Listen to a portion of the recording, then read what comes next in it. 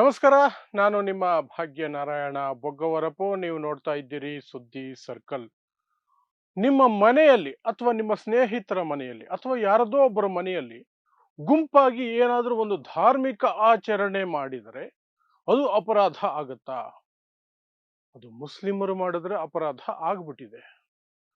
ಒಂದು ಮನೆಯಲ್ಲಿ ಖಾಲಿ ಇರುವಂತಹ ಖಾಸಗಿ ಮನೆಯಲ್ಲಿ ಸಾಮೂಹಿಕವಾಗಿ 12 ಜನ ನಮಾಜ್ ಮಾಡಿದ್ದಕ್ಕೆ ಅವರ ಮೇಲೆ ಕೇಸ್ ಆಗುತ್ತೆ, FIR ಆಗುತ್ತೆ, ಅರೆಸ್ಟ್ ಮಾಡ್ತಾರೆ.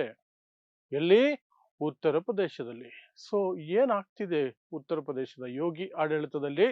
ಹಾಗಾದ್ರೆ ಮುಂದಿನ ದಿನಗಳಲ್ಲಿ ಯಾರಾದರೂ ಮನೆಯಲ್ಲಿ ಭಜನೆಗಳನ್ನ ಮಾಡಿದ್ರೆ ಗುಂಪಾಗಿ ಕೂತ್ಕೊಂಡು ಸತ್ಯನಾರಾಯಣ ವ್ರತ ಅಂತ ಮಾಡಿ ಒಂದಷ್ಟು ಜನರನ್ನ ಸೇರಿಸಿದ್ರೆ ಅವ್ರ ಮೇಲೂ ಕೇಸ್ ಆಗತ್ತಾ? ಜೈಲಿಗೆ ಕಳಿಸ್ತಾರ? ಸೊ ಏನಿದು ಪ್ರಕರಣ ನೋಡುವಂತ ಪ್ರಯತ್ನ ಮಾಡೋಣ.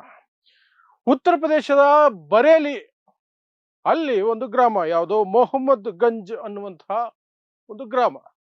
ಆ ಗ್ರಾಮದಲ್ಲಿ ಹನೀಫ್ ಅನ್ನುವಂಥವ್ರಿಗೆ ಸಂಬಂಧಪಟ್ಟಂತಹ ಒಂದು ಖಾಲಿ ಮನೆ ಇತ್ತು. ಆ ಖಾಲಿ ಮನೆಗೆ ಮೊನ್ನೆ ಶುಕ್ರವಾರ ಒಂದಷ್ಟು ಮುಸ್ಲಿಮರು ಹೋಗಿ ನಮಾಜನ್ನ ಸಲ್ಲಿಸಿದ್ದಾರೆ.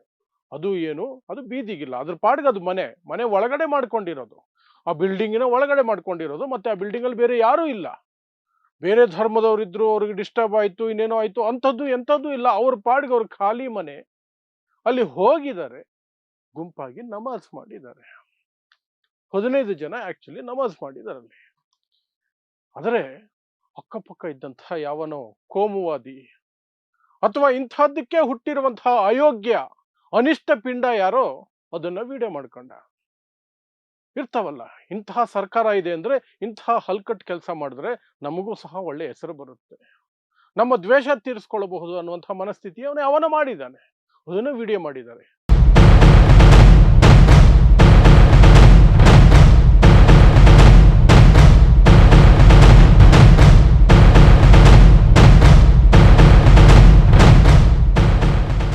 ಮತ್ತೆ ಹೇಳ್ತಾ ಇದ್ದೀನಿ, ಅದು ಖಾಸಗಿ ಮನೆ, ಯಾರ್ದೋ ಒಬ್ಬರದು ಮನೆ. ಅದು ಎಲ್ಲೂ ಪಬ್ಲಿಕ್ ರೋಡ್ ಅಲ್ಲ, ಪಾರ್ಕ್ ಅಲ್ಲ, ರೈಲ್ವೆ ಸ್ಟೇಷನ್ ಅಲ್ಲ, ಏರ್ಪೋರ್ಟ್ ಅಲ್ಲ, ಇನ್ನೇನೂ ಅಲ್ಲ, ರಸ್ತೆನೂ ಅಲ್ಲ, ಅದು ಏನೂ ಅಲ್ಲ.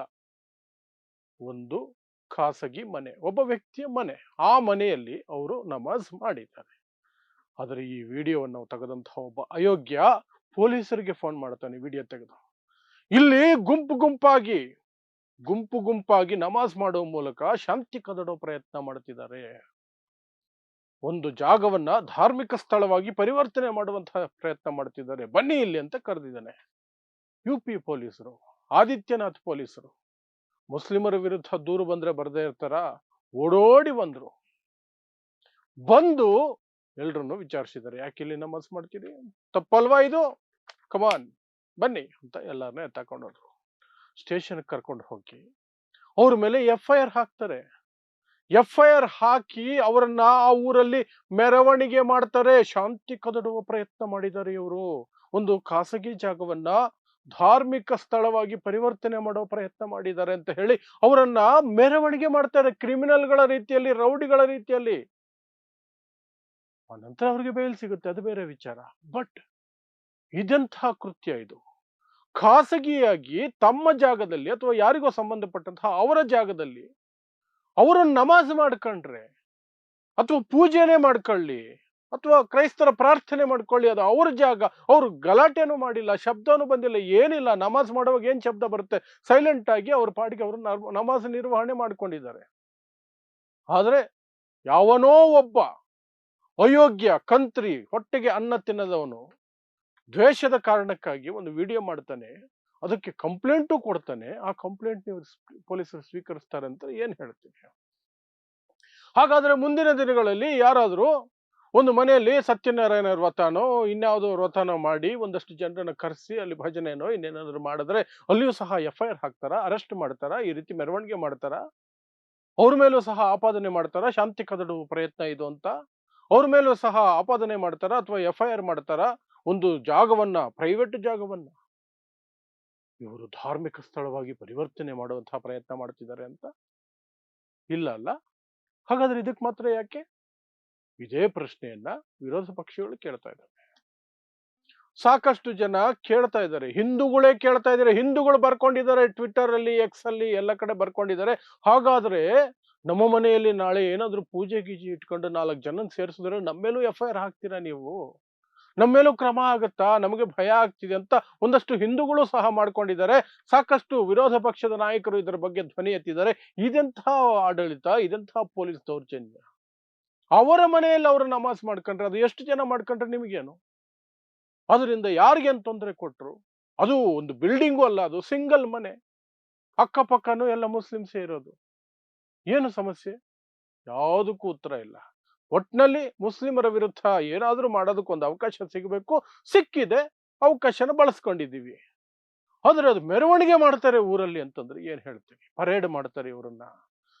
ಕ್ರಿಮಿನಲ್ಗಳ ತರ ಏನೋ ಬಿನ್ ಲಾಡನ್ ಹಿಡ್ಕೊಂಡು ಬಂದಂಗೆ ಎಲ್ರನ್ನು ನಿಲ್ಲಿಸ್ಕೊಂಡು ಪೊಲೀಸರು ಹಿಂಗೆ ಫೋಟೋ ತೆಗೆಸ್ಕೊಂಡು ದೊಡ್ಡ ಸಾಧನೆ ಮಾಡಿದ್ದೀವಿ, ಏನೋ ದೊಡ್ಡ ಸಾಧನೆ, ದೊಡ್ಡ ಕ್ರಿಮಿನಲ್ಗಳನ್ನ ಹಿಡಿದು ಬಿಟ್ಟಿದ್ದೀವಿ, ಹೋರಾಟ ಮಾಡಿ ಅವ್ರ ಜೊತೆ ಹೊಡೆದಾಟ ಬಡದಾಟ ಮಾಡಿ ಶೂಟ್ಔಟ್ ಮಾಡಿ ಇನ್ನೇನೋ ಮಾಡಿ ಅವರನ್ನೆಲ್ಲ ಹಿಡಿದು ಬಿಟ್ಟಿದ್ದೀವಿ ಅನ್ನೋ ರೀತಿಯಲ್ಲಿ ಪೋಸ್ ಕೊಟ್ಕೊಂಡು ಫೋಟೋ ಬೇರೆ ಅದನ್ನೆಲ್ಲ ಮಾಧ್ಯಮಗಳಿಗೂ ಕೊಡ್ತಾರೆ ಬೇರೆ.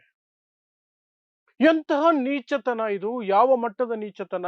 ಮಾನವೀಯತೆ ಇರುವಂತವ್ರು ಯಾರಾದ್ರೂ ಮಾಡುವಂತಹ ಕೆಲಸನ ಇದು? ನೀವೇ ಯೋಚನೆ ಮಾಡಿ. ಕಿಂಚಿತ್ ಮಾನವೀಯತೆ ಇದ್ರೂ ಸಹ ಇದನ್ನು ವಿರೋಧಿಸ್ತಾರೆ, ಯಾರೇ ಆಗಿರ್ಲಿ. ಅದು ನಾಳೆ ಪೂಜೆ ಮಾಡೋರೇ ಆಗಿರ್ಲಿ ಅಥವಾ ಯಾರೋ ಕ್ರಿಶ್ಚಿಯನ್ಸ್ ಅವ್ರದ್ದೇನೋ ಒಂದು ಸಭೆ ನಡೆಸ್ಕೊಳ್ತಾರೆ, ಪ್ರಾರ್ಥನೆ ನಡೆಸ್ಕೊಳ್ತಾರೆ, ಅವ್ರದ್ದೇ ಆಗಿರ್ಲಿ. ನಾಳೆ ಬೌದ್ಧರ ಕಥೆ ಏನು? ದಲಿತರ ಮನೆಗಳಲ್ಲಿ ಇತ್ತೀಚಿನ ದಿನಗಳಲ್ಲಿ ಬೌದ್ಧ ಧರ್ಮ ಸ್ವೀಕಾರ ಹೆಚ್ಚಾಗ್ತಾ ಇದೆ. ಅವರು ಸಹ ಅವ್ರ ಮನೆಯಲ್ಲಿ ಬುದ್ಧನನ್ನ ಕೂರಿಸಿ ಒಂದು ಅವರ ಗುರುಗಳನ್ನ ಕರೆಸಿ, ಬಂತೆಗಳನ್ನ ಕರೆಸಿ ಅವರಿಂದ ಪ್ರವಚನಗಳನ್ನು ತಗೊಳ್ಳೋದಕ್ಕೆ 10,000 ಜನರನ್ನು ಸೇರಿಸ್ತಿದ್ದಾರೆ. ಹಾಗಾದ್ರೆ ಅವ್ರ ಮೇಲೂ ಕ್ರಮ ಆಗತ್ತಾ? ಜೈನರ ಮೇಲೂ ಕ್ರಮ ಆಗತ್ತಾ? ಈ ಆಡಳಿತಕ್ಕೆ ಯಾವ ಅವಾರ್ಡ್ ಕೊಡ್ತಿರೋ ಗೊತ್ತಿಲ್ಲ. ಅಂದ್ರೆ ದ್ವೇಷವನ್ನೇ ಬಂಡವಾಳ ಮಾಡಿಕೊಂಡು ಒಂದು ಸಮುದಾಯವನ್ನ ನಾವು ಏನು ಮಾಡಿದ್ರು ಯಾರು ಏನು ಮಾಡೋದಿಲ್ಲ, ಬದಲಾಗಿ ನಮಗೆ ಹೆಚ್ಚಿನ ಓಟ್ಗಳು ಬರ್ತವೆ ಅನ್ನುವಂತಹ ಲೆಕ್ಕಾಚಾರದಲ್ಲಿ ಒಂದು ಇಡೀ ಸಮುದಾಯವನ್ನ ಈ ರೀತಿಯಾಗಿ ತಮಗಿಷ್ಟ ಬಂದಂತೆ ಶೋಷಣೆ ಮಾಡೋದ? ತಮಗಿಷ್ಟ ಬಂದಂತೆ. ಕಾನೂನು ಎಲ್ರಿಗೂ ಒಂದೇ ಅಲ್ವಾ? ಸಂವಿಧಾನ ಎಲ್ರಿಗೂ ಒಂದೇ ಅಲ್ವಾ? ಸಂವಿಧಾನದ ಅಡಿಯಲ್ಲಿ ನಿಮ್ಮ ಧಾರ್ಮಿಕ ಆಚರಣೆಗಳನ್ನ ನಿಮ್ಮ ಮನೆಯಲ್ಲಿ ಮಾಡ್ಕೊಳ್ಳೋದಕ್ಕೆ ಎಲ್ಲ ಹಕ್ಕುಗಳು ಇದಾವಲ್ಲ. ಇವರು ಅವ್ರ ಮನೆಗಳಲ್ಲೇ ಮಾಡ್ಕೊಂಡಿದಾರಲ್ಲ, ಅದು ಒಂದು ವ್ಯಕ್ತಿಯ ಮನೆ ಆಯ್ತಲ್ಲ. ಅದು ಯಾವುದಕ್ಕೂ ಉತ್ತರ ಕೊಡಲ್ಲ, ಯಾವುದಕ್ಕೂ ಉತ್ತರ ಕೊಡಲ್ಲ. ಪ್ರಶ್ನೆ ಕೇಳೋರಿದ್ರೆ ತಾನೇ ಉತ್ತರ ಕೊಡೋದು. ಎಂಜಲು ಮಾಧ್ಯಮಗಳು BJP RSS ಬಿಸಾಕುವಂತಹ ಬಿಸ್ಕೆಟ್ ತಿಂದುಬಿಟ್ಟು ಬಾಲ ಅಲ್ಲಾಡಿಸ್ಕೊಂಡಿರ್ಬೇಕಾದ್ರೆ ಪ್ರಶ್ನೆ ಕೇಳೋದು ಯಾರು? ನಮ್ಮಂತವ್ರು ನಿಮ್ಮಂತವ್ರು ಕೇಳಿದ್ರೆ ನಿಮ್ಗೆ ಯಾವ್ರಿ ಅಸ್ತಿತ್ವ, ನಿಮ್ಗೆ ಯಾಕೆ ಉತ್ತರ ಕೊಡಬೇಕು ಅಂತ ಹೇಳ್ತಾರೆ ಅಷ್ಟೇ. ಅದನ್ನೇ ಮಾಡ್ತಿದ್ದಾರೆ. ಯಾರಿಗೂ ಉತ್ತರದಾಯಿತ್ವ ಇಲ್ಲ, ಯಾರಿಗೂ ಉತ್ತರದಾಯಿತ್ವ ಇಲ್ಲ. ಪಾಪ ಅಷ್ಟು ಜನ 12 ಜನ ಏನೋ ಮಕ್ಕಳನ್ನ ಬಿಟ್ಬಿಟ್ಟಿದ್ದಾರಂತೆ ಮಾನವೀಯತೆ ಆಧಾರದ ಮೇಲೆ. ಮಕ್ಕಳು ಇದ್ರು ಅದರಲ್ಲಿ. ಏನ್ ನಡೀತೀರಿ, ಏನ್ ನಡೆಯುತ್ರಿ, ದರ ಆದಂಗೆನೆ ಅಷ್ಟೇ. ಸೊ ಇದಿಷ್ಟು ಬರೇಲಿಯಿಂದ ಬರ್ತಿರುವಂತಹ ಆಘಾತಕಾರಿ ಸುದ್ದಿ.